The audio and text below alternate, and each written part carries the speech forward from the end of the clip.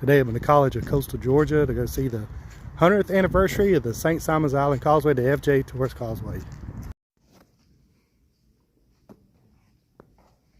All for coming this evening, this afternoon out to the college. Thank you to the college for hosting us this evening, and of course Coastal Georgia Historical Society for putting together this lecture on the upcoming celebration that we have.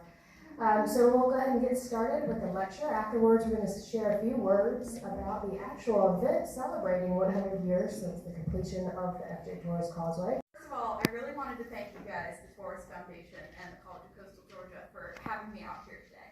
I'm so excited to be able to talk to everyone, and I'm so excited to see such a great crowd out here today. I'm always excited to talk about the history of our area, and this is such an exciting opportunity to be able to talk about the 100th anniversary of the Causeway.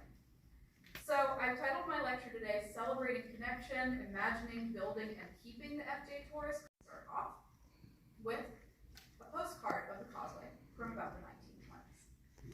Today, 100 years after its construction, the FJ Tourist Causeway connecting Brunswick and St. Simons is such an essential part of our daily lives that we tend to take its presence as a given. It's hard to imagine living in a Glenn County in which the Causeway does not exist, whether we join traffic, like I do, every day to go to work, or count the minutes and miles across it as we arrive for a much anticipated yearly vacation. The marsh-spanning road didn't appear out of thin air, though. Instead, the Causeway and its instrumentality to us today is the result of decades of dedicated work by individuals and groups to build good roads, to promote the Golden Isles as a community and as a destination, and to maintain a vital link between Brunswick and St. Simons. We, as one community, have imagined, built, and kept the Causeway over more. Thanks to visionaries like F.J. Torres, Malcolm McKinnon, and others I'll talk about during this lecture, who saw the value the project would bring to the Golden Isles, the Brunswick-St. Simons Highway, as it was once called, is absolutely crucial to modern-day Glenn County and to our own understanding of our history. To fully explore this history, though, we have to start way before the Causeway, and in fact, before any highways at all. Shortly before the turn of the 20th century, change was on the horizon for Glenn County. In the wake of the Civil War, our area had begun new industries, including sawmills. But by 1888, the county was starting to recognize a new potential in tourism. The Jekyll Island Club had its opening season that year, but it wasn't just the rich and famous who wanted to visit the Golden Isles. All kinds of tourists found value here, and that demand, combined with a local ingenuity and the drive for progress, would change what transportation looked like here, eventually leading us to the construction and use of the FJ Tourist Causeway. To a view of Brunswick in about that time that I'm talking about, you can see down at the bottom of this postcard that this says this is Union Street, looking towards the courthouse. In the first months of 1888, our area was definitely changing, and both residents and passerby knew it. An editor for the Brunswick Weekly Advertiser Appeal carefully noted the comments of railroad passengers as they traveled into and through the city. Most were on their way to vacation destinations in Florida.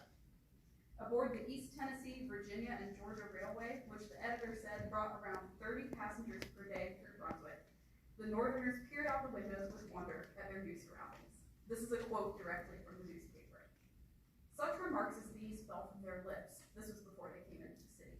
The soil must be very poor. Wonder how the people live. Everything so dead. No new houses, no fresh paint. But when the train began to get into the city, and the new houses began to loom up on every hand, and the grand old oaks wet with dew to wave in the fresh morning air, a sudden change came over the party, and "Oh, isn't that splendid," said one. "A perfect little paradise," said another.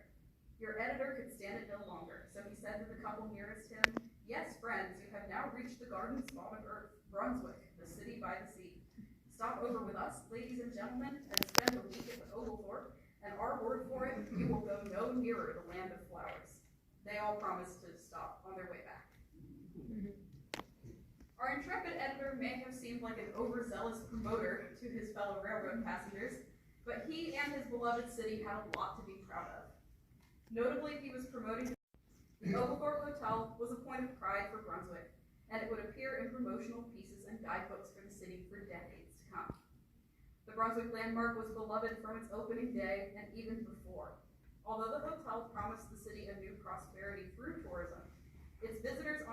opening day were scores of Brunswickians themselves.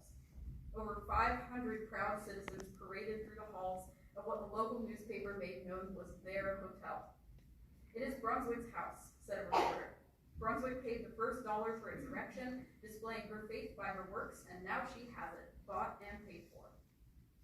As those hundreds of awed visitors explored the Oglethorpe Hotel's halls on its opening night in January of 1888, their appreciation of the building only grew. They climbed red-carpeted stairways. They viewed their city through bead-curtained windows as far afield as Belgium and Japan, and as nearby as the interior supplier M. Rich and Brothers of Atlanta. "What more can we say?" asked the Brunswick Advertiser Field. "To adequately describe is impossible."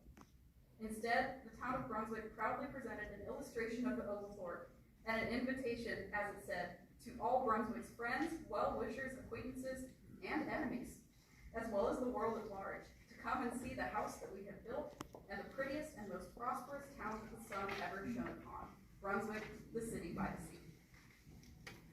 Brunswick and St. Simons both seemed ready for a new birth as tourist destinations. The same year as the grand opening of the Oglethorpe in 1888 also brought the opening of the Hotel St. Simons, the same owner as Brunswick's new crown jewel. It was located where Madisonville Park is today, and it catered to summer vacationers while the Oglethorpe mostly hoped to attract winter visitors. The owners of both hotels recognized the differing demands, and they would simply move furniture and staff back and forth between the hotels as the seasons changed.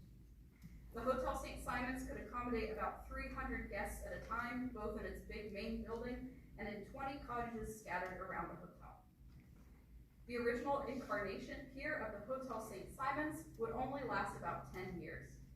As writer Jingle Davis put it, the hotel was the only casualty of the Spanish-American War on St. Simons. The main structure burned to the ground during the short-lived war in 1898, although not directly due to the war itself, and they rebuilt it, and that rebuilt version later also burned down.